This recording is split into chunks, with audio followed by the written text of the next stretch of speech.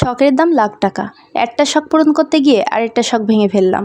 Hello everyone, কেমন আছেন সবাই? আশা করছি ভালো আছেন, আমিও ভালো আছি।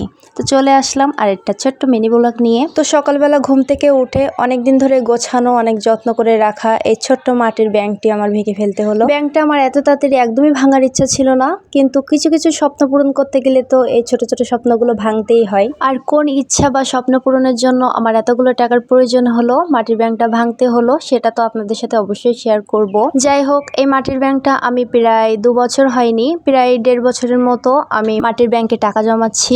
এখন টাকাগুলো গুনে দেখবো যে কত টাকা জমাতে পারলাম 1.5 বছরে।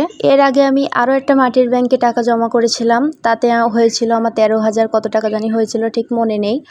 আর এবার হচ্ছে কত টাকা হয়েছে আপনারা গেস করেন তো। আচ্ছা, বেশি প্রেশার নেওয়ার দরকার নেই, আমি বলে দিচ্ছি। এখানে হচ্ছে পুরোপুরি 12,000 টাকা হয়েছে। তো আজকের ভিডিওটা এই পর্যন্ত, দেখা হচ্ছে অন্য কোনো ভিডিওতে। সেই পর্যন্ত সবাই ভালো থাকবেন, সুস্থ থাকবেন, টাটা।